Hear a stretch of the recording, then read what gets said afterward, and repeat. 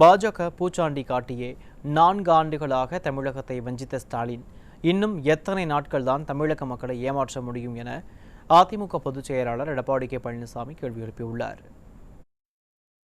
இது குறித்து அவர் வெளியிட்டுள்ள அறிக்கையில், பல கோடிகளை கொடுத்து சில கட்சிகளை அடிமைகளாக விலைக்கு வாங்கி அவர்கள் தயவால் ஆட்சி அமைத்து பல்லாயிரம் கோடிகளை கொள்ளையடித்துள்ள ஊழல் பணத்திற்கு ஆப்பு அடிக்கும் விதமாக மத்திய உள்துறை அமைச்சர் சட்டப்படி நடவடிக்கை எடுக்கப்படும் என தெரிவித்ததை அடுத்து ஸ்டாலின் அலறி துடிக்கிறார் என விமர்சித்துள்ளார்.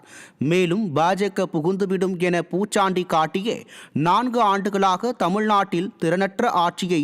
பொம்மை முதலமைச்சர் ஸ்டாலின் நடத்தி வருவதாகவும் அதிமுக பொதுச் செயலாளர் எடப்பாடி கே பழனிசாமி குற்றம் சாட்டியுள்ளார். சட்டம் ஒழுங்கு சீர்கேடு, போதைப்பொருள் புழக்கம், பெண்களுக்கு எதிரான பாலியல் குற்றங்கள் மற்றும் 3 முறை சொத்து வரி, தண்ணீர் வரி, மின்கட்டண உயர்வு, பலமுறை பால் பொருட்களின் விலை உயர்வு, பத்திரப்பதிவு கட்டணம் உள்ளிட்ட அனைத்து அரசு கட்டணங்களும் பல மடங்கு உயர்வு என தமிழக மக்களுக்கு எவ்வித நன்மையும் செய்யாமல் 4 ஆண்டு காலத்தை ஸ்டாலின் கழித்துவிட்டார் என குற்றம் சாட்டியுள்ளார். தற்போது கச்சத்தீவு தொகுதி மறுசீரமைப்பு, நீட் விவகாரம் என தமிழக மக்கள் இதுவரை அனுபவித்து வந்த சிரமங்களை மடைமாற்ற முயலும் விடியா திமுகவின் முதல்வர் ஸ்டாலின் அதிமுக தலைமையிலான கூட்டணி குறித்து புலம்பல் அறிக்கை ஒன்றை வெளியிட்டுள்ளார் என்றும், பாஜக புகுந்துவிடும் என 4 ஆண்டுகள் தமிழகத்தை ஸ்டாலின் சீரழித்ததை இனி தமிழக மக்கள் நம்ப மாட்டார்கள் என்பதை உணர்ந்ததால் தன்னிலை மறந்து புலம்பத் தொடங்கி இருக்கிறார் என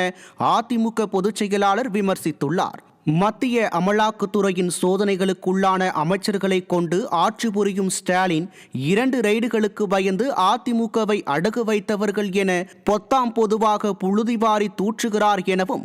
என் மீதோ எங்கள் கட்சியின் முன்னாள் அமைச்சர்கள் மீதோ மத்திய அரசின் விசாரணை அமைப்புகள் ரெய்டு நடத்தியதாக குறிப்பிட்டு சொல்ல முடியுமா எனவும் அதிமுக பொதுச் செயலாளர் கேள்வி எழுப்பியுள்ளார். மேலும் மற்றவர்களை பார்த்து குற்றம் சொல்லும் முன் 2G ஊழலுக்காக சிறைக்கு சென்றவர்கள் மந்திரியாக பதவி வகிக்கும் போதே, சிறைக்கு சென்றவர் வழக்கு நிலுவையில் இருக்கும் போதே சிறையில் இருந்து வந்தவருக்கு மீண்டும் மந்திரி பதவி அளித்தது போன்ற நிகழ்வுகளையும், விஞ்ஞான ரீதியாக ஊழல் செய்வதில் வல்லமை பெற்றது திமுக என்று நீதியரசர் சர்க்காரியாவால் சான்றிதழ் பெற்ற கூட்டம்,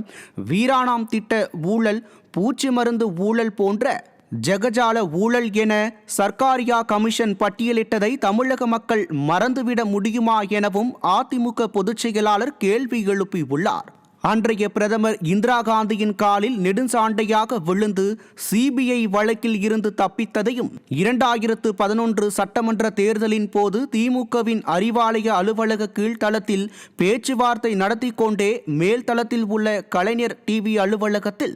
காங்கிரஸ் அரசு ரெய்டு நடத்தியதையும், அந்த ரெய்டுக்கு பயந்து 63 சீட்டுகளை காங்கிரசுக்கு கொடுத்து கொத்தடிமையாக சாசனம் எழுதி கொடுத்து காலில் விழுந்ததையும் தமிழக மக்கள் மறந்துவிட முடியுமா எனவும் அதிமுக பொதுச் செயலாளர் கேள்வி எழுப்பியுள்ளார். அன்று முதல் இன்று வரை காங்கிரஸ் காலடியில் இருந்து எழும் துணிச்சல் இல்லாத புல்தடிக்கு பயல்வான் ஸ்டாலின் எங்களை பார்த்து ஏகடியும் பேசுவதைக் கண்டு மக்கள் எள்ளி நகையாடுகிறார்கள் என விமர்சித்துள்ளார். நாள்தோறும் போட்டோ ஷூட் நடத்தி வரும் ஸ்டாலினின் தலையில் அதிமுக பாஜக கூட்டணி அறிவிப்பு இடியை இறக்கி இருக்கிறது எனவும், அது கொடுத்த வலியின் வேகம் தாங்காமல் ஸ்டாலின் துடிப்பதும் துள்ளுவதும் அவரது அறிக்கையில் இருந்தே தெரிகிறது எனவும் அதிமுக பொதுச் செயலாளர் எடப்பாடி கே பழனிசாமி தெரிவித்துள்ளார்.